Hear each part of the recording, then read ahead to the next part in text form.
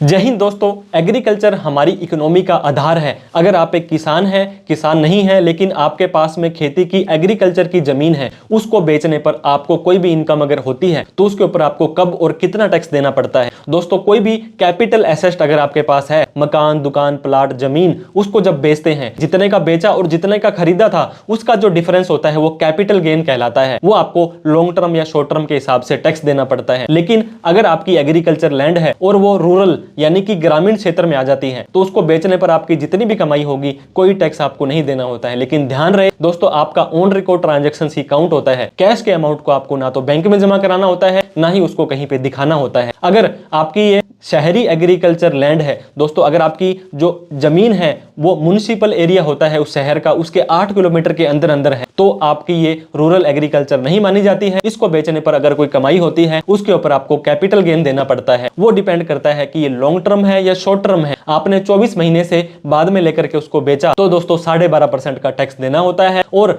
24 महीने से पहले बेच दिया तो शॉर्ट टर्म कैपिटल गेन आपका कहलाता है। यहाँ पे दोस्तों आपको 15%, नहीं तो आपको स्लैब रेट के हिसाब से भी टैक्स देना पड़ सकता है। तो दोस्तों, आपने अभी कभी भी अपनी एग्रीकल्चर की लैंड बेची थी तो कितने की बेची थी, क्या आपने उसके ऊपर भी टैक्स दिया था, हमें कमेंट करके जरूर बताएं। Thank you so much for watching this video. जय हिंद, जय भारत।